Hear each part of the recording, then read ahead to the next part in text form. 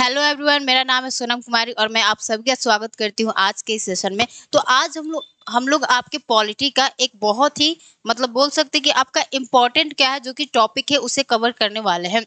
उस टॉपिक का नाम क्या है? अमेंडमेंट ऑफ द कॉन्स्टिट्यूशन, यानी संविधान का संशोधन, जिसे हम लोग किस आर्टिकल्स में पढ़ेंगे। तो वह आपका आर्टिकल तो 368 हो जाएगा, यानी आर्टिकल 368 होगा। लेकिन अगर हम लोग भाग की बात करते हैं यानी पार्ट की बात करते हैं तो वह कौन सा हो जाएगा आपका? पार्ट 20, यानी हम लोग आपके भाग 20 में क्या करेंगे? आपके अमेंडमेंट ऑफ द कॉन्स्टिट्यूशन यानी संविधान संशोधन को पढ़ेंगे। ये बात आपको समझ में आ गया? तो इसका मतलब होता क्या है, थोड़ा सा आपको मैं यहाँ पे समझा रही हूँ कि मान लीजिए आपसे कोई पूछेगा कि अगर हमारे क्या करना है, कॉन्स्टिट्यूशन में चेंज करना है, यानी ये हमारा क्या हो गया आपका कॉन्स्टिट्यूशन। अगर इसमें क्या करना है, आपको कुछ चेंज करना है। चेंज का मतलब तो आप लोग समझ गए ना क्या करना है। चेंज का मतलब क्या हो गया कि कोई भी हमारे ऐसा उपबंध जो कि हमारे संविधान में उपस्थित है और अगर हमें उस उपबंध को हटाना है या कुछ नए चीज को हमें क्या करना है, ऐड करना है, तो हम लोग कैसे करेंगे? तो वह हमारा कैसे होगा? तो हमारा अमेंडमेंट के दौरान होगा। अमेंडमेंट अमेंड अमेंडमेंट के तहत होगा, यानी संविधान में संशोधन के तहत हम लोग क्या करेंगे, जो भी परिवर्तन है वह कर सकते हैं। तो आपको एक बात समझ में आ गया कि सबसे पहले तो मैम हमारे अमेंडमेंट का मतलब क्या होता है, यानी संशोधन का मतलब क्या होता है। तो हमारे संविधान में कोई भी ऐसा चीज है जो कि उसे हटाना है तो हम लोग क्या करेंगे, संशोधन करेंगे। और अगर कोई भी नया चीज जो कि हमें ऐड करना है तो भी क्या करेंगे, संशोधन करेंगे। तो उसी आज हम लोग क्या करेंगे, संशोधन की प्रक्रिया को देखेंगे कि हमारे संविधान में संशोधन की प्रक्रिया के लिए क्या क्या प्रोविजन किया गया है। फिर हम लोग देखेंगे कि आपके संविधान में संशोधन कितने तरह से होता है। आपके संसद के साधारण बहुमत द्वारा होता है, संसद के विशेष बहुमत द्वारा होता है, संसद के विशेष बहुमत प्लस आधे से अधिक राज्यों का साधारण बहुमत होता है। तो ऐसे कौन कौन से ऐसे हमारे उपबंध हैं जो कि इन हमारे बोल सकते हैं कि बहुमतों द्वारा किए जाते हैं। तो आइए अब हम लोग क्या करते हैं, इतना तो आपको बात समझ में आ गया ना कि आज हमारा टॉपिक क्या है, अमेंडमेंट ऑफ द कॉन्स्टिट्यूशन यानी संविधान का संशोधन। संशोधन को मतलब हमने अमेंडमेंट वर्ड को आपको समझा दिया, क्या होता है, चेंज करना। यानी कॉन्स्टिट्यूशन में कुछ भी चेंज करना है तो कैसे करेंगे, संशोधन के तहत करेंगे। अब उसी हम लोग संशोधन की प्रक्रिया को थोड़ा सा देखना है, लेकिन उससे पहले थोड़ा सा आपको जानना होगा कि हम उसके बारे में कुछ बातें हम आपको बता रहे हैं जो कि आपके एम लक्ष्मीकांत बुक में लिखा गया है कि जो हमारा संविधान है वह न तो ज्यादा कठोर है न ज्यादा लचीला है। यानी हम लोग अपने संविधान में भी क्या कर सकते हैं, अपनी आवश्यकताओं एवं परिस्थितियों के अनुसार क्या कर सकते हैं, उसमें परिवर्तन ला सकते हैं। तो यही बात को हम लोग क्या करते हैं, थोड़ा सा एक बार लिख लेते हैं ताकि जो आपका एक प्यारा सा नोट्स है वह क्या हो जाएगा, बनकर तैयार हो जाएगा। तो यहाँ पे लिखिएगा, यहाँ पे अब आप लोग को नोट्स बनाते हुए चलना है, ठीक है। तो देखिए क्या लिखना है कि भारतीय संविधान को भी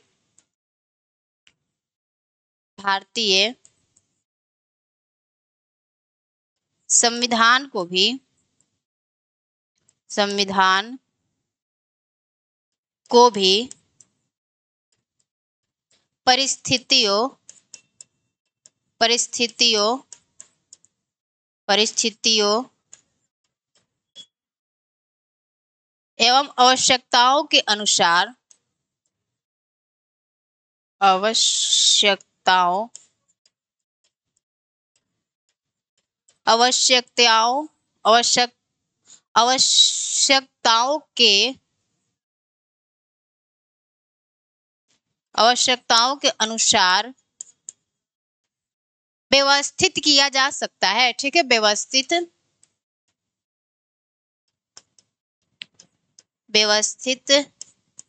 व्यवस्थित या लिख लीजिए आप परिवर्तन। ये जो मैंने लिखा है थोड़ा सा मिस्टेक हो गया, इसको ऐसे लिखिए, परिवर्तन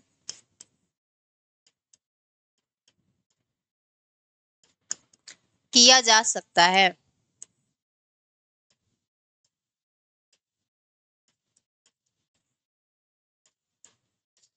सकता है। तो हमारे बातों को ध्यान से सुनना है। तो हमने सबसे पहले आपको क्या बताया कि मैम हमारे भारतीय संविधान को भी, यानी जो हमारा कॉन्स्टिट्यूशन है, उससे भी हम लोग क्या करते हैं, अपनी आवश्यकताओं एवं परिस्थितियों के अनुसार क्या कर सकते हैं, उसे परिवर्तित या व्यवस्थित कर सकते हैं। ठीक है, लेकिन आपके यहाँ पे एक और बात बताया गया है, परंतु जो हमारे भारत में संविधान करने का जो प्रोविजन दिया गया है, वह हमारे ब्रिटेन की तरह ना तो आसान है, ना ही आपके अमेरिका की तरह क्या है, ज्यादा कठोर है। इन दोनों का क्या है, सम्मिश्रण है। यानी जो ब्रिटेन में हमारे संशोधन की प्रक्रिया बनाई गई है, वो बहुत आसान बनाया गया।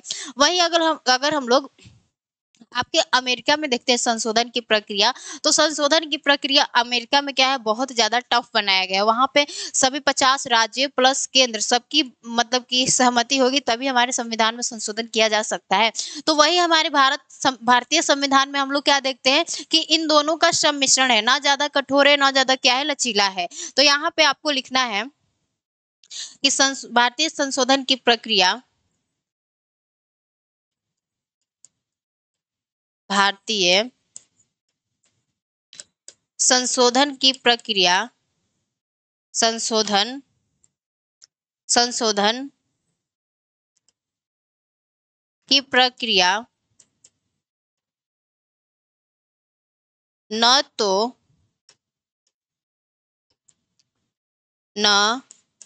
तो ब्रिटेन की तरह, ब्रिटेन की तरह, ब्रिटेन की तरह आसान है, आसान है, और न ही अमेरिका की तरह क्या है, और न ही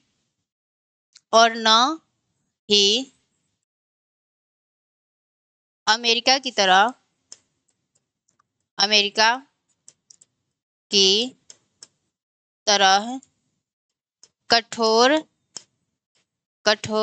है, ना ही ब्रिटेन की तरह लचीला है, और ना ही आपके अमेरिका की तरह क्या है, कठोर है। तो दोनों का क्या है, सम्मिश्रण है।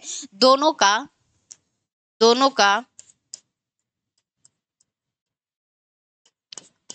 सम्मिश्रण है,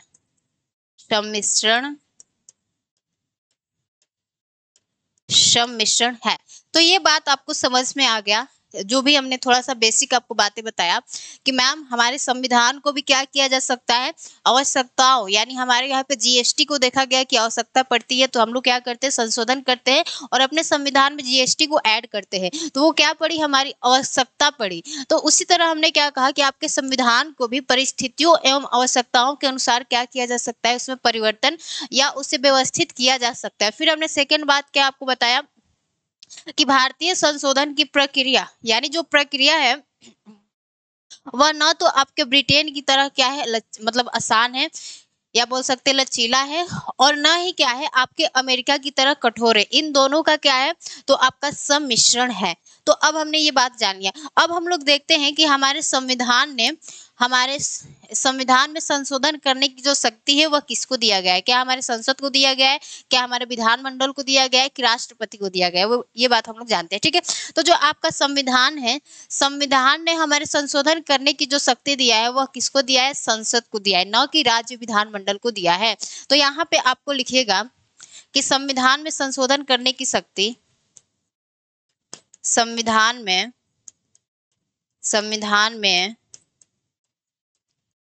संशोधन करने की शक्ति, संशोधन करने की शक्ति संसद में निहित है, संसद में निहित है। संसद अपनी संवैधानिक शक्तियों का प्रयोग करके क्या करेगी, संशोधन करेगी, ये नहीं कि अपने मन से। ठीक है, तो संसद अपने, यहाँ पे लिखना है, संसद अपने संवैधानिक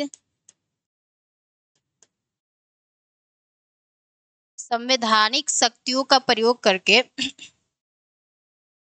संवैधानिक शक्तियों का प्रयोग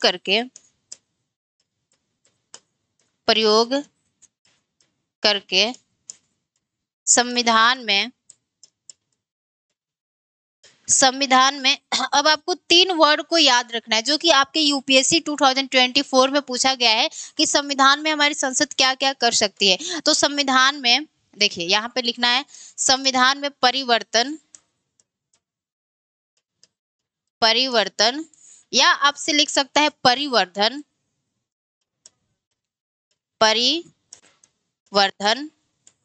या क्या कर सकती है या निरसन कर सकती है। ये जो तीनों वर्ड है, तीनों वर्ड का मतलब क्या होता है? परिवर्तन करना। हमने क्या कहा कि जो हमारी संसद है वह अपनी संवैधानिक शक्तियों का प्रयोग करके संविधान में परिवर्धन या क्या कर सकते हैं? निरसन कर सकती है। अगर आपसे एग्जाम में पूछा जाएगा कि परिवर्धन या निरसन, तीनों में से कोई भी एक वर्ड देगा तो आपको क्या समझना है? संशोधन, मतलब ये संशोधन से बात की जा रही है, जो कि आपके यूपीएससी 2024 में पूछा भी गया है।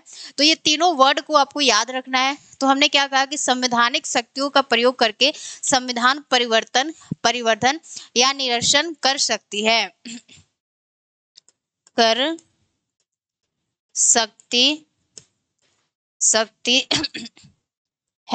परंतु हमारे संविधान के बेसिक स्ट्रक्चर को प्रभावित किए बिना। बेसिक स्ट्रक्चर का मतलब क्या होता है? हमारे संविधान में कुछ ऐसे मतलब कि बातें हैं, जैसे आपका है राइट टू इक्वालिटी यानी समानता का अधिकार, इलेक्शन यानी निर्वाचन। तो ये सारी चीजें क्या हो जाती है? हमारी कुछ बेसिक स्ट्रक्चर हो जाते हैं, जो कि अगर आपको अमेंडमेंट करना है तो इन चीजों को आपको कभी हाथ नहीं लगाना है। ठीक है, तो आपको हमने क्या कहा कि जो संसद है वह परिवर्धन या निरसन कर सकती है, लेकिन बेसिक स्ट्रक्चर को प्रभावित किए बिना।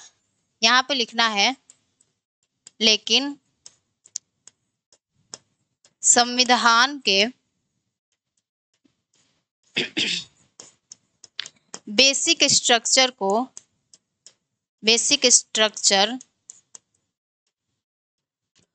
प्रभावित किए बिना।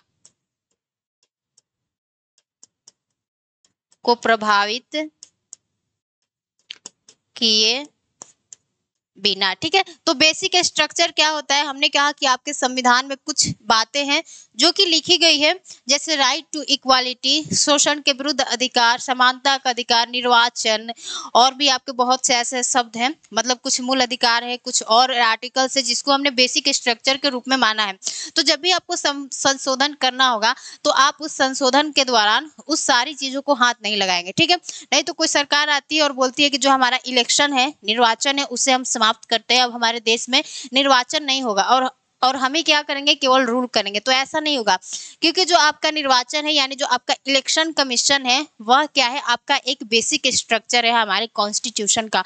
तो हमारे इलेक्शन कमीशन को कोई भी समाप्त नहीं कर सकता या उसमें कोई भी कुछ परिवर्तन नहीं कर सकता है। ठीक है,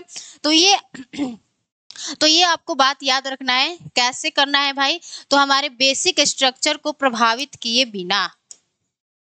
इस बात को नोट कर लेना है कि बेसिक स्ट्रक्चर यानी जो हमारे संविधान की मूल संरचना है उसको नहीं छूना है। ये नहीं कि एक व्यक्ति है, उसका ये मान लीजिए हमारा व्यक्ति है, तो इसका पैर और हाथ ऊपर नीचे, मतलब हाथ ऊपर होता है, पैर नीचे होता है, तो आप क्या आते हैं कि पैर ऊपर कर देते हैं और हाथ नीचे कर देते हैं। ऐसा नहीं, हमें परिवर्तन करना है। ठीक है, बस उसका जो बेसिक स्ट्रक्चर है वो प्रभावित नहीं होना चाहिए, ऐसे संशोधन करना है। तो अब हम लोग क्या करते हैं, थोड़ा सा जो संशोधन की प्रक्रिया होती है उससे हम लोग क्या करते हैं, थोड़ा सा नोट्स बना लेते हैं और देख लेते हैं, क्योंकि आपके संशोधन की प्रक्रिया से हमेशा क्वेश्चन पूछे जाते हैं कि हमारे संशोधन की जो प्रक्रिया है हमारे संसद के किस सदन से प्रारंभ किया जा सकता है, क्या विधानमंडल से प्रारंभ किया जा सकता है, मतलब विधानसभा, क्या इस पे राष्ट्रपति की पूर्व स्वीकृति की जरूरत होती है। तो सारी बातें हम लोग क्या करते हैं, यहाँ पे लिख लेते हैं। तो यहाँ पे आपको क्या लिखना है? संशोधन प्रक्रिया,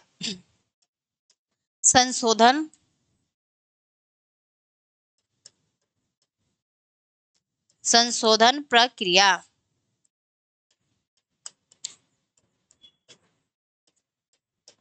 यानी अब हमारे संविधान में संशोधन किया कैसे जाता है, वो बातें हम लोग क्या करेंगे, अब आपको यहाँ पे बताई जाएगी, और वो भी कैसे? नोट्स बना के। आपको भी नोट्स बनाते चलना है मेरे साथ में, ताकि होगा क्या कि आपको एक अच्छा सा नोट्स, मतलब आपका एक अच्छा सा नोट्स प्रिपेयर हो जाएगा, और जब भी आप एग्जाम देने जाते हैं तो उस नोट्स को क्या करना है, एक बार देख के जाना है। तो अब हम लोग क्या करते हैं, संशोधन की प्रक्रिया को देखते हैं। तो यहाँ पे आपको लिखना है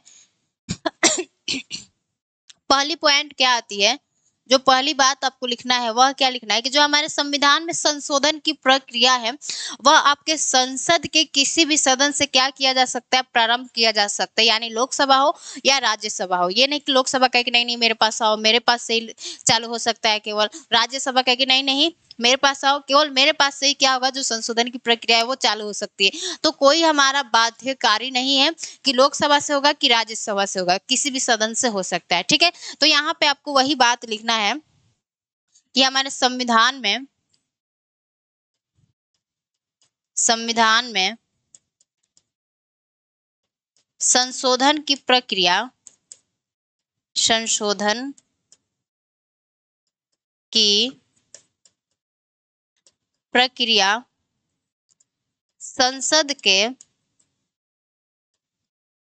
के किसी भी सदन से चालू किया जा सकता है,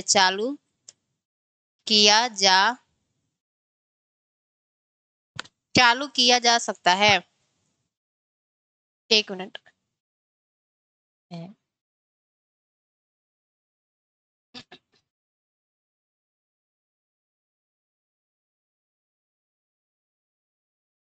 तो हमने क्या कहा कि आपके संविधान में संशोधन की प्रक्रिया संसद के किसी भी सदन से चालू किया जा सकता है,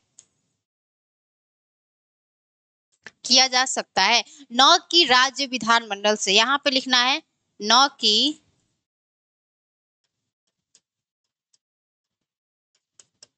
राज्य विधान मंडल से। ठीक है, यानी जो हमारे संविधान में संशोधन करने की जो शक्ति दी गई है वह किसको दी गई है, तो हमारे केवल किसको दी गई है, संसद को दी गई है।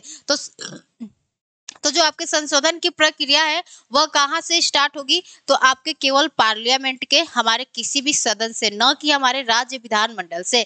ठीक है, तो ये बात हमने जान लिया। अब आपको देखना है कि ये जो हमारा विधेयक है, यानी हमारे संविधान के संशोधन से संबंधित जो विधेयक है, इसे कैसे मंत्री द्वारा प्रस्तुत किया जाएगा, सरकारी मंत्री द्वारा या गैर सरकारी मंत्री द्वारा।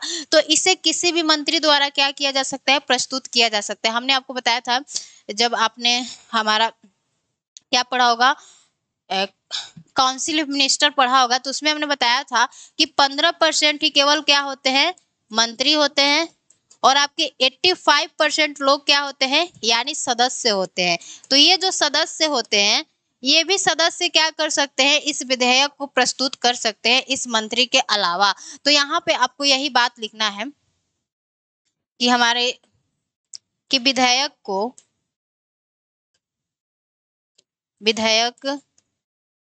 को किसी भी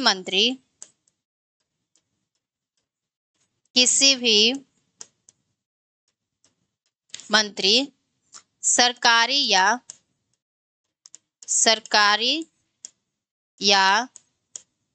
गैर सरकारी सदस्य द्वारा प्रस्तुत किया जा सकता है, प्रस्तुत किया जा सकता है। यानी हमने क्या कहा कि जो विधेयक है, विधेयक को ये कोई बाध्यकारी नहीं बनाया गया है कि केवल मंत्री साहब ही क्या करेंगे, इसे प्रस्तुत करेंगे, नहीं, जो हमारे सदस्य हैं वो भी क्या कर सकते हैं, इस विधेयक को प्रस्तुत कर सकते हैं। और इस विधेयक को प्रस्तुत करने के लिए हमारे राष्ट्रपति की पूर्व स्वीकृति की जरूरत नहीं होती है। यानी जो हमारा धन विधेयक होता है, जैसे उसको हमारे संसद में प्रस्तुत करने से पहले उस पर राष्ट्रपति की पूर्व स्वीकृति की जरूरत होती है, तब हमारे संसद में प्रस्तुत किया जा सकता है। लेकिन जो आपका ये संशोधन है, संशोधन से संबंधित कोई विधेयक है, तो उसको प्रस्तुत करने के लिए हमारे संसद में राष्ट्रपति की पूर्व स्वीकृति की जरूरत नहीं होती है। तो यहाँ पे आपको लिखना होगा कि इसके लिए राष्ट्रपति की पूर्व स्वीकृति की जरूरत नहीं होती है। इसके लिए राष्ट्रपति की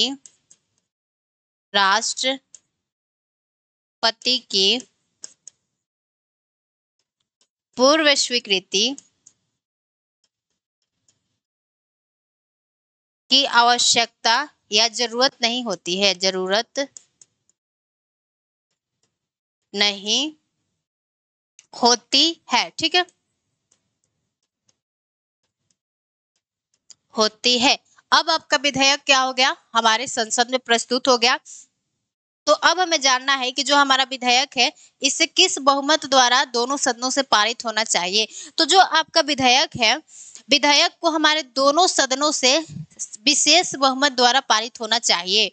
विशेष बहुमत क्या होता है, हमारे संसद में उपस्थित सदस्य एवं मतदान करने वाले सदस्यों का क्या होता है, पूर्ण मतलब कि क्या होना चाहिए, बहुमत होना चाहिए। ठीक है, हमने बहुमत के प्रकार में आपको संसद में पढ़ाया है। साधारण बहुमत क्या होता है, प्रभावी बहुमत क्या होता है, विशेष बहुमत क्या होता है, वो सारी बातें हमने वहां पे बताया है। ठीक है, तो अब आपको यहाँ पे लिखना है कि विधेयक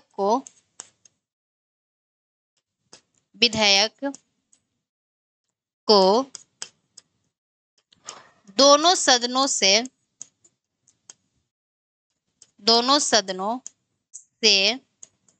विशेष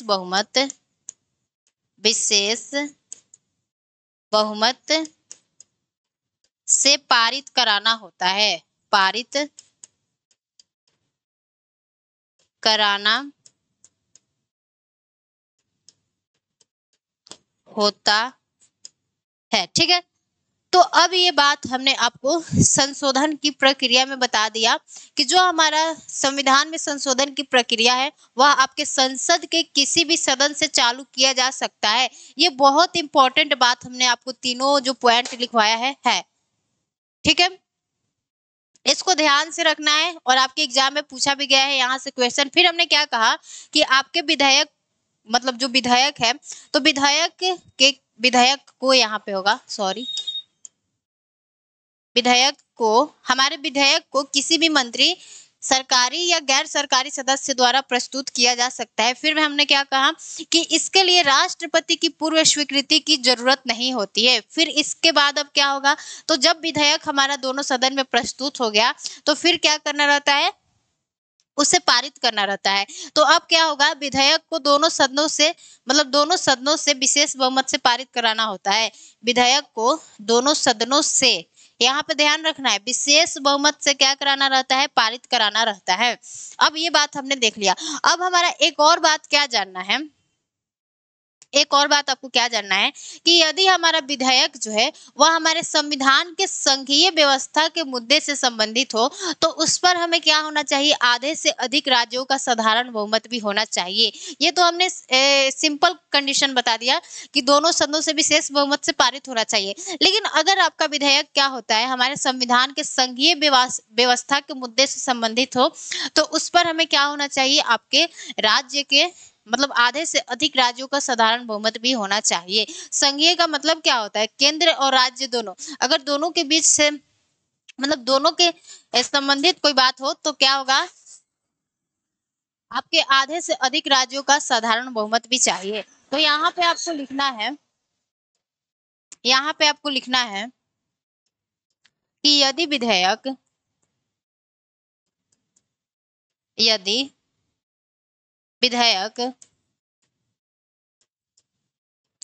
विधेयक संविधान के संघीय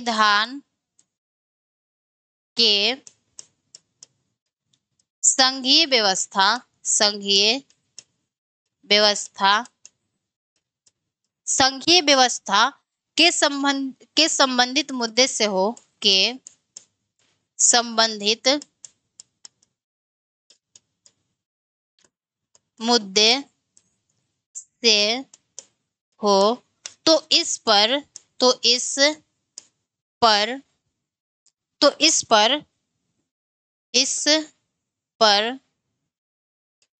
आधे से अधिक राज्यों का राज्यों का साधारण बहुमत चाहिए, राज्यों का साधारण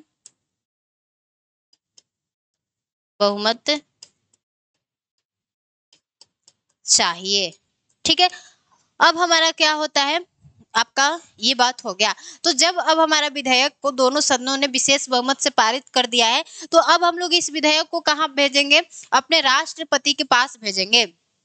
तो जब यह विधेयक आपके राष्ट्रपति के पास जाता है, तो राष्ट्रपति इस विधेयक को न तो अपने पास रख सकते हैं, न इसे पुनः विचार के लिए भेज सकते हैं। वह इस पर क्या करेंगे, हाँ मतलब अपना जो निर्णय है वह यस में देंगे, नो में नहीं दे सकते। ठीक है, तो यहाँ पे आपको लिखना है कि राष्ट्रपति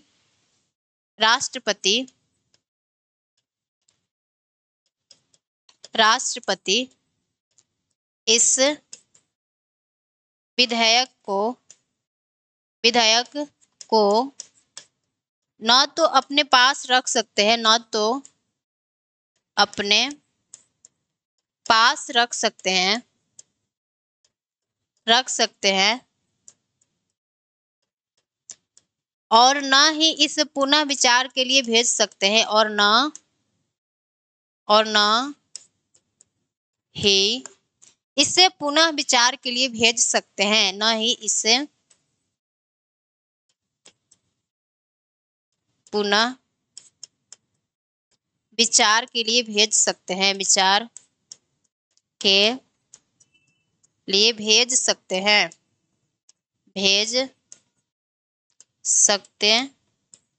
ठीक है, तो ये बात आपका हो गया क्लियर। यानी हमने संविधान के संशोधन की प्रक्रिया को देख लिया कि आखिर जब हमारे संविधान में संशोधन करना है तो उसका प्रोसेस क्या होगा, कैसे कैसे हमारा संविधान में संशोधन का जो प्रक्रिया है वह चलता है। तो सबसे पहले एक बार फिर से रिवीजन कर ले रहे हैं, किसी को नहीं समझ में आया होगा, अगर थोड़ा सा कहीं पे डाउट होगा तो वो आपका यहाँ पे क्लियर हो जाएगा। तो देखिए हमने क्या कहा कि सबसे पहले तो क्वेश्चन आता है कि जो संशोधन की प्रक्रिया है वो हमारे संसद के किस सदन से चालू होगा। तो यह कोई जरूरी नहीं है कि हमारे राज्यसभा से होगा कि लोकसभा से होगा, किसी भी सदन से चालू हो सकता है। तो हमने वही बात आपको बताया है कि संविधान में संशोधन की प्रक्रिया संसद के किसी भी सदन से चालू किया जा सकता है, न कि राज्य विधानमंडल से। यहाँ पे ध्यान रखना है। फिर हमने सेकंड बात क्या कहा कि विधेयक को किसी भी मंत्री, सरकारी या गैर सरकारी मतलब सदस्य बोल लीजिए या मंत्री द्वारा प्रस्तुत किया जा सकता है। इसके लिए राष्ट्रपति की पूर्व स्वीकृति की जरूरत नहीं होती। यानी हमारे यहाँ पे कुछ ऐसे बहुत से ऐसे हमारे विधेयक होते हैं जिस पर हमारी राष्ट्रपति की पूर्व स्वीकृति की जरूरत होती है, तब वह संसद में प्रस्तुत किया जा सकता है। ठीक है, लेकिन इस पे आपके राष्ट्रपति की पूर्व स्वीकृति की जरूरत नहीं होती है। फिर हमने क्या कहा कि आपके विधेयक को दोनों सदनों से विशेष बहुमत से पारित करना होता है। फिर हमारा नेक्स्ट बात क्या आ जाता है कि यदि विधेयक आपके संविधान के संघीय व्यवस्था के संबंधित से हो, मतलब मुद्दे से हो, तो इस पर आपके आधे से अधिक राज्यों का साधारण बहुमत भी होना चाहिए। फिर हमारा अगला बात आता है, जब सारी बातें हो जाती है, कहाँ चला गया भाई, जब सारी बातें हो जाती है तो हमने क्या कहा कि अब आपके राष्ट्रपति इस विधेयक को क्या कर सकते हैं, न तो अपने पास रख सकते हैं और न इसे पुनः विचार के लिए भेज सकते हैं। उस विधेयक पर उनका हाँ भरना जरूरी हो जाता है। ठीक है, तो हमने तो हमने तो अब क्या कर लिया, अपने संविधान में संशोधन की प्रक्रिया को देख लिया। अब हम लोग देखते हैं कि आपके संविधान में संशोधन कितने प्रकार से किए जा सकते हैं। तो संशोधन के प्रकार, यहाँ पे क्या लिखना है, संविधान में संशोधन के प्रकार, संविधान में संशोधन के प्रकार, संशोधन के प्रकार। तो जो आपके संविधान में संशोधन किया जाता है वह आपके 3 तरह से किया जा सकता है। ठीक है, वह 3 तरह कौन कौन सा है उससे हम लोग क्या करते हैं, एक बार लिखते हैं। तो आपका पहला क्या है, आपके संसद के साधारण बहुमत द्वारा, यानी संसद के साधारण बहुमत द्वारा, साधारण बहुमत द्वारा। और हमारा जो सेकंड बात आ जाता है वह क्या आ जाता है, संसद के विशेष बहुमत द्वारा, संसद के विशेष बहुमत द्वारा, विशेष बहुमत द्वारा, फिर हमारा जो थर्ड आ जाता है वह क्या आ जाता है, संसद के विशेष बहुमत प्लस आधे से अधिक राज्यों का साधारण बहुमत। संसद का विशेष बहुमत, ये अभी आपको समझ में नहीं आ रहा होगा लेकिन हम आगे अभी समझा रहे, ठीक है। संसद का विशेष बहुमत तथा आधे से अधिक राज्यों का साधारण बहुमत, आधे से अधिक राज्यों का, अधिक राज्यों का साधारण बहुमत, ठीक है। तो ये बात हो गया आपका यहाँ पे क्लियर कि हमारे संविधान में संशोधन कितने प्रकार से किए जा सकते हैं। तो एक हो गया आपका संसद के साधारण बहुमत द्वारा, सेकंड हमारा आ जाता है संसद के विशेष बहुमत द्वारा, थर्ड आ जाता है हमारे संसद का विशेष बहुमत तथा आधे से अधिक राज्यों का साधारण बहुमत। तो अब हम लोग देखते हैं कि आपके संसद के साधारण बहुमत द्वारा ऐसे कौन कौन से उपबंध है जिसमें परिवर्तन किया जाता है। तो उससे अब हम लोग क्या करते हैं, अब यहाँ पे देखेंगे अगले स्लाइड पे, ठीक है। तो यहाँ पे लिखिएगा संसद के साधारण बहुमत द्वारा,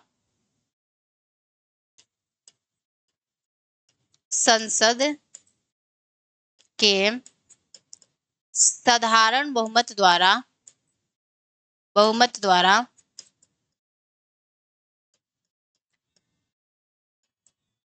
निम्न उपबंधों में, उपबंधों में परिवर्तन किया जाता है, परिवर्तन किया जाता है, ठीक है। अब वो कौन कौन से ऐसे हमारे आर्टिकल्स हो गए जिसको हम लोग क्या कर सकते हैं, अपने साधारण बहुमत से क्या कर सकते हैं, परिवर्तित कर सकते हैं। तो आपका सबसे पहला जो आर्टिकल्स आता है, आर्टिकल वह क्या आता है, अब यहाँ पे आपको ध्यान से देखना है। देखिए अगर आपको क्या करना है, नंबर 1 पॉइंट हमारा स्टार्ट होता है जो कि इम्पोर्टेंट है। अगर आपको नए राज्यों का प्रवेश या गठन करना है तो हम लोग किस हमारे बहुमत मतलब किस बहुमत द्वारा हो जा सकता है परिवर्तन, तो साधारण बहुमत द्वारा। तो पहले में क्या लिखना है, आपके नए राज्यों का प्रवेश, नए नए राज्यों, यहाँ पे ऐसे नए राज्यों का प्रवेश या गठन, वो आर्टिकल कितना है, आर्टिकल 2, आर्टिकल 2, ठीक है। तो हमने क्या कहा कि अगर नए राज्यों का प्रवेश करना है या उसका गठन करना है तो हम लोग कैसे बहुमत द्वारा कर सकते हैं, तो संविधान के साधारण बहुमत द्वारा हम लोग क्या कर सकते हैं, परिवर्तन कर सकते हैं। और अगर क्या हो जाए आपके राज्यों के क्षेत्र में परिवर्तन करना हो, जैसे राज्यों के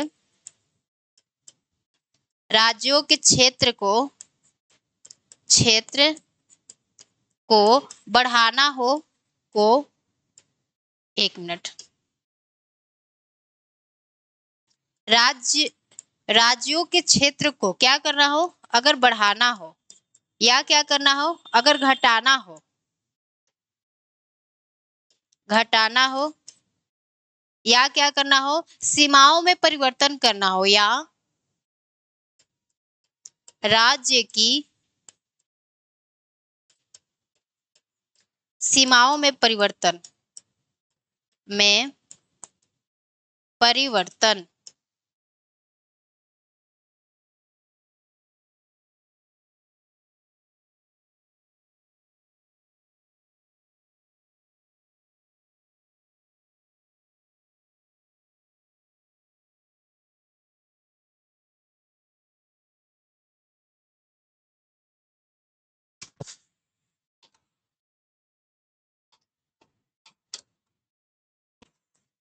हेलो हेलो तो हमने क्या कहा, दूसरा जो बात है कि अगर आपको क्या करना है, राज्यों के क्षेत्र को बढ़ाना है या उसे घटाना है या राज्य की सीमाओं में परिवर्तन करना है, तो आप कैसे करेंगे, हमारे संसद के साधारण बहुमत द्वारा आप कर सकते हैं, जो कि आर्टिकल हमारा 3 है। तो ऐसे आपको याद करना है, आर्टिकल 2 हो गया, आर्टिकल 3 हो गया, अगर इनमें हमारा परिवर्तन करना है तो हम लोग कैसे कर सकते हैं, तो संसद के साधारण बहुमत द्वारा। फिर जो हमारा थर्ड आ जाता है वह क्या आ जाता है कि अगर आपके राज्यों में विधान परिषद का निर्माण करना हो या उसकी समाप्ति करना हो तो कैसे करेंगे, साधारण बहुमत द्वारा। तो यहाँ पे लिखिए, राज्यों में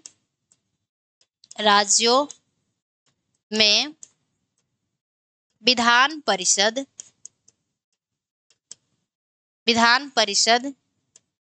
का सृजन मतलब होता है निर्माण, सृजन, या बोल सकते हैं समाप्ति करना होगा। तो कैसे करेंगे, हमारे संविधान के साधारण बहुमत द्वारा। ये आर्टिकल कौन सा है, तो आर्टिकल है आपका 169। ओके, समझ गए। अब हम लोग आते हैं, अब अगला उपबंध देखते हैं। तो जो आपका 4 नंबर पे है वह क्या है कि हमारे आपके निर्वाचन क्षेत्रों का क्या करना है, पुनः निर्धारण करना है, यानी परिसीमन आयोग आ जाएगा आपका। ठीक है, तो यहाँ पे लिखिए निर्वाचन क्षेत्रों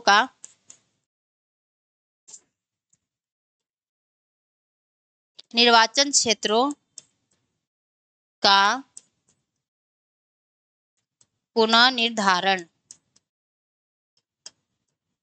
यानी हमारे यूपी में लोकसभा का सीट कितना होगा, राजस्थान में लोकसभा का सीट कितना होगा, वो सारा अगर परिवर्तन करना होगा तो कैसे करेंगे हम लोग, आपके संविधान के साधारण बहुमत द्वारा क्या करेंगे। अब जो हमारा 5वां पॉइंट आ जाता है वह क्या आ जाता है आपका, संसद एवं राज्य विधानमंडल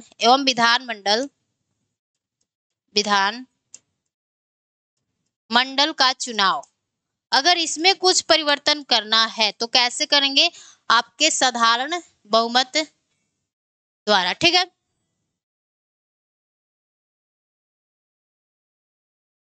ये क्या हो गया। ठीक है, अब हम लोग देखते हैं अगला बात। जो आपका अगला बात है वह क्या है, राजभाषा का प्रयोग। हम सारा लिस्ट बना दे रहे हैं और आपको क्या करना है, याद रखना है, क्योंकि आपके एग्जाम में पूछा गया है कि राज्यों में विधान परिषद का सृजन या समाप्ति करना है तो वह हम लोग कैसे बहुमत द्वारा करेंगे, तो वह आपके संविधान के साधारण बहुमत द्वारा होगा। और हमारा क्या आ जाता है, राजभाषा का प्रयोग, अगर इसमें कुछ चेंज करना है तो साधारण बहुमत द्वारा। फिर 7 नंबर पे आ जाता है आपका अनुसूची कौन कौन सा आ जाता है, तो आपका 2 आ जाता है और कौन सा आ जाता है आपका 5 आ जाता है और 6 आ जाता है। अब इनके क्या क्या प्रोविजन है वो हम यहाँ पे डिस्कस नहीं करेंगे क्योंकि आपको पता होना चाहिए। ठीक है, अब आते हैं हम लोग अगले बात पे। अगला बात क्या है, 8वें नंबर पे, संसद में अंग्रेजी भाषा का प्रयोग। यहाँ पे लिखना है संसद में अंग्रेजी भाषा का प्रयोग,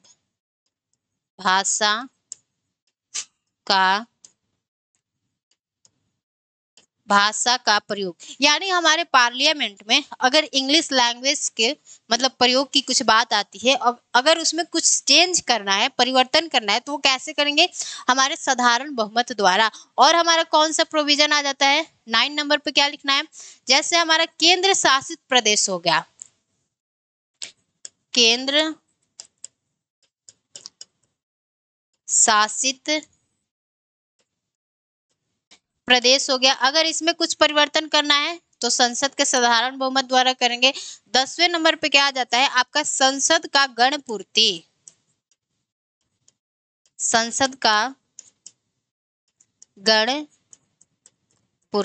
अगर इसमें कुछ परिवर्तन करना है तो कैसे करेंगे, हमारे संविधान के साधारण बहुमत द्वारा। तो ये सारी बातें जो हमने थोड़ा सा आपको 10 ऐसे प्रोविजन लिखवा दिए जो कि आपके एग्जाम में पूछे गए हैं और पूछे जाने की संभावना है। ठीक है, अब हम लोग आ जाते हैं, अब थोड़ा सा जो भी बचा होगा 1 2 3 4 तो आपको एम लक्ष्मीकांत बुक में देखना है, वो लिस्ट पूरा आपको मिल जाएगा। ठीक है, अब हम लोग आ जाते हैं आपके संविधान के विशेष बहुमत द्वारा कौन कौन से परिवर्तन किए जा सकते हैं।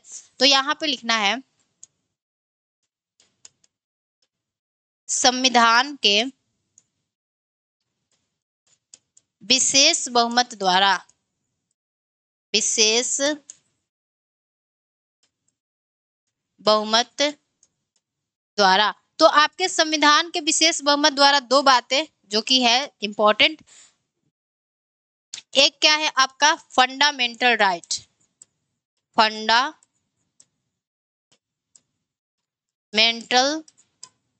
राइट यानी हमारे मौलिक अधिकार। अगर आपके मौलिक अधिकारों में कुछ परिवर्तन या संशोधन करना है तो कैसे करेंगे, संविधान के विशेष बहुमत द्वारा। और हमारा सेकंड क्या आ जाता है आपका डीपीएसपी, डीपीएसपी यानी डायरेक्टिव प्रिंसिपल स्टेट पॉलिसी। तो ये हो गया हमारे संविधान के विशेष बहुमत द्वारा।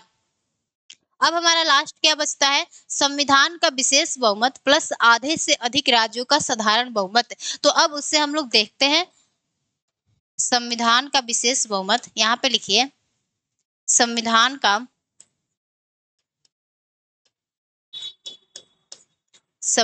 का विशेष बहुमत तथा आधे से अधिक राज्यों का साधारण बहुमत, आधे से अधिक राज्यों का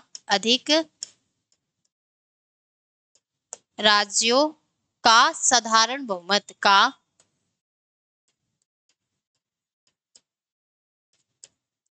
साधारण बहुमत।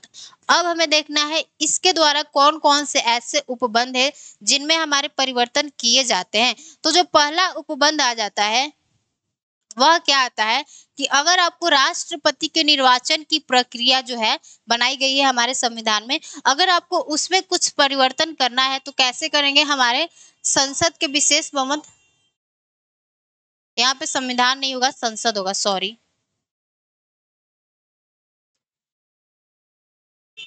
एक मिनट, संसद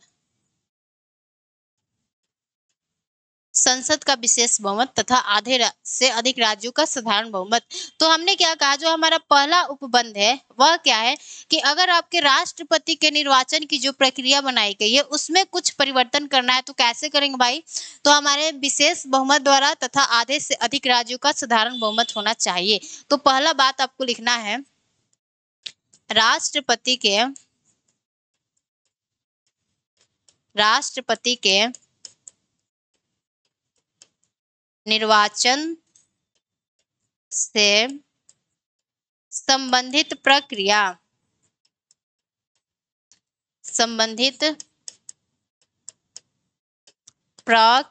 ठीक है, पहली बात आपका ये हो गया। सेकंड पॉइंट हमारा क्या आता है कि अगर आपके उच्चतम न्यायालय यानी सर्वोच्च न्यायालय सुप्रीम कोर्ट और अगर हाई कोर्ट में आपको कुछ चेंजेस लाना होगा तो वह कैसे करेंगे, तो हमारे संसद के विशेष बहुमत तथा आधे से अधिक राज्यों का साधारण बहुमत। तो यहाँ पे लिखिए हमारे सुप्रीम कोर्ट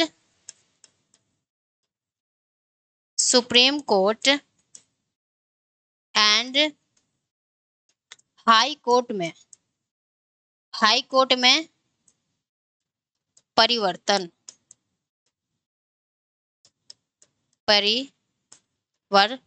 ठीक है, अब जो हमारा थर्ड पॉइंट आता है वह क्या आ जाता है, आपके केंद्र और राज्य की कार्यकारी शक्तियों के विस्तार की अगर बात आता है तो वो भी किसके द्वारा संशोधन किया जाएगा, आपके विशेष बहुमत प्लस आधे से अधिक राज्यों का साधारण बहुमत।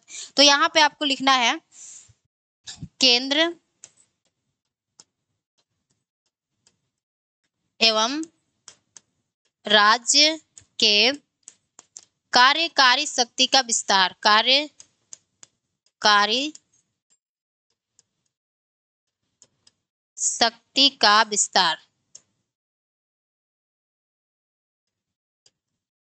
शक्ति का विस्तार। ठीक है, अब जो अगला पॉइंट आता है वह कौन सा हो गया? 4 नंबर पे क्या लिखना है? हमारा जीएसटी काउंसिल हो गया। 4 नंबर पे आ जाता है जीएसटी काउंसिल।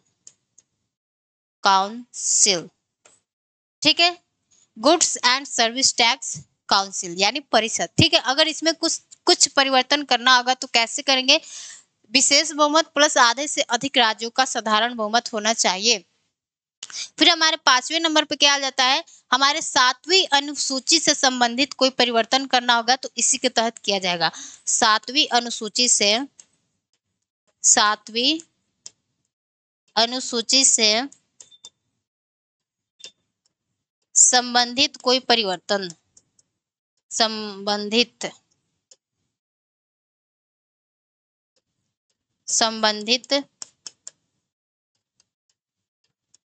कोई परिवर्तन,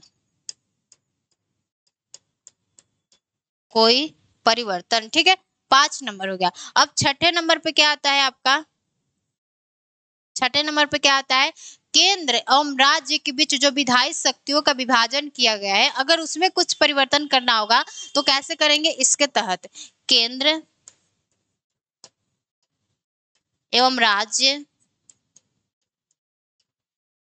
के बीच विधायी शक्तियों का विभाजन, विधायी शक्तियों का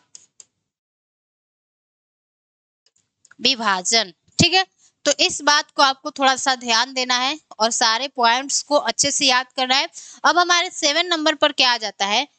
आपका 7 नंबर पर आ जाता है आपका संसद में राज्यों का प्रतिनिधित्व कितना होगा? अगर उसमें कुछ परिवर्तन करना होगा तो इसी के तहत किया जाएगा। तो संसद में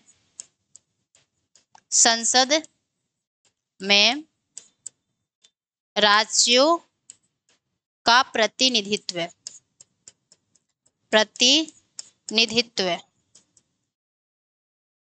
अब ये होता है आपका कंप्लीट। और एक हमारा 8 नंबर पे बच जाता है, अगर हमारे संसद को जो शक्ति दिया गया है संशोधन करने की, अगर उसमें कुछ परिवर्तन करना होगा तो किसके तहत करेंगे? इसी के तहत करेंगे। तो संविधान में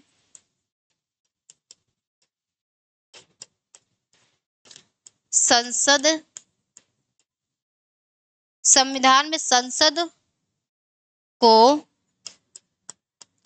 संशोधन की शक्ति में परिवर्तन, संशोधन की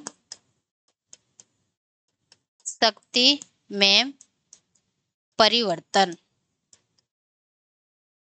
ठीक है, तो ये सारी बातें हमने आपको लिखवा दिया। अब हम लोग क्या करते हैं, एक बार में फटाफट सबका क्या करते हैं, रिवीजन करते हैं। देखिए, तो हमने क्या कहा? सबसे पहला हमने बात बताया, क्या बताया? संसद के साधारण बहुमत द्वारा कौन कौन से ऐसे उपबंध हैं जिसमें आपके परिवर्तन किए जा सकते हैं? तो पहला हमारा क्या आ जाता है? पहला आपका कौन सा है? तो नए राज्यों का प्रवेश या गठन, यानी नए राज्यों का प्रवेश करना है या गठन करना है तो कैसे करेंगे? साधारण बहुमत द्वारा करेंगे। या क्या करना है? आपको राज्यों के क्षेत्र को बढ़ाना है या घटाना है या उसके सीमाओं में परिवर्तन करना है तो इसी के तहत, या राज्यों में विधान परिषद का निर्माण करना है या उसकी समाप्ति करना है, इसी के तहत किया जाएगा। फिर क्या हमने कहा? आपके निर्वाचन क्षेत्रों का पुनर्निर्धारण, यानी जैसे हमारे यहाँ पे जो परिसीमन आयोग होता है यानी डिलिमिटेशन कमीशन होता है, वह क्षेत्रों का यानी निर्वाचन क्षेत्रों का निर्धारण करता है कि हमारे यूपी में लोकसभा से इतने सदस्य आएंगे, ऐसे करके सारे राज्यों से वह क्या करता है? निर्वाचन क्षेत्रों का निर्धारण करता है। तो अगर उसमें कुछ परिवर्तन करना होगा तो इसी के तहत किया जाएगा।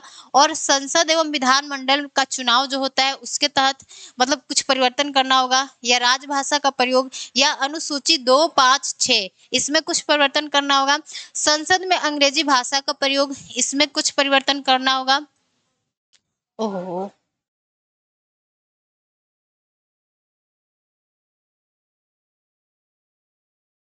फिर हमने क्या बताया आपको, केंद्र शासित प्रदेश हो गया, संसद का गण पूर्ति हो गया, ये सारी बातें बताया। फिर हमने क्या कहा, संविधान के विशेष बहुमत द्वारा क्या क्या परिवर्तन किया जा सकता है, तो एक आपका फंडामेंटल राइट हो गया और सेकंड हमारा डीपीएसपी हो गया।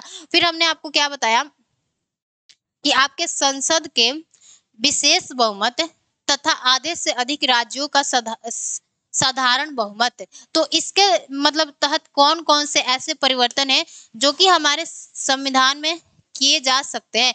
तो पहला क्या है, अगर राष्ट्रपति के निर्वाचन से संबंधित कोई प्रक्रिया में परिवर्तन करना है तो इसके तहत। दूसरा क्या है, सुप्रीम कोर्ट और हाई कोर्ट में कुछ परिवर्तन करना है, इसके तहत किया जाएगा। फिर हमने क्या कहा, आपके केंद्र एवं राज्य की कार्यकारी शक्ति का विस्तार, कुछ परिवर्तन करना है, इसके तहत करेंगे। जीएसटी काउंसिल बनाया गया है, इसमें कुछ परिवर्तन करना है, इसके तहत। 7वीं अनुसूची में संबंधित कोई परिवर्तन, 7वीं अनुसूची से संबंधित कोई परिवर्तन करना है, इसके तहत किया जाएगा। केंद्र एवं राज्य के बीच विधायी शक्तियों का विभाजन है, उसमें कुछ अगर परिवर्तन करना है तो हमारे किसके तहत किया जाएगा, आपके संसद के विशेष बहुमत प्लस आधे से अधिक राज्यों का साधारण बहुमत प्लस संसद में राज्यों का प्रतिनिधित्व और हमारे संविधान संसद को संशोधन की शक्ति में परिवर्तन। संविधान में यहाँ पे लिख लीजिएगा, ठीक है, संविधान में संसद को संशोधन की शक्ति में परिवर्तन, ठीक है। तो ये सारी बातें हमने आपको बता दिया और जो भी हमने पॉइंट आपको लिखवाया है एक बार उसको क्या करना है, अच्छे से याद करना है। और जो हमने फर्स्ट स्लाइड पे आपको बताया जो संशोधन की प्रक्रिया है, इसे भी बहुत अच्छे से ध्यान में पढ़ना है ताकि यहाँ से कोई क्वेश्चन आता है तो बन सके। तो आज के लिए बस इतना ही रखते हैं और उम्मीद करते हैं कि ये सेशन आपको समझ में आया होगा। और बहुत ज़्यादा इंपॉर्टेंट चैप्टर है ये और यहाँ से क्वेश्चन भी बहुत ज़्यादा पूछे गए हैं, इसलिए हमने आपको एग्जाम से पहले ये टॉपिक आपको कवर करा दिया है, ठीक है। तो सभी को जय हिंद, नमस्ते।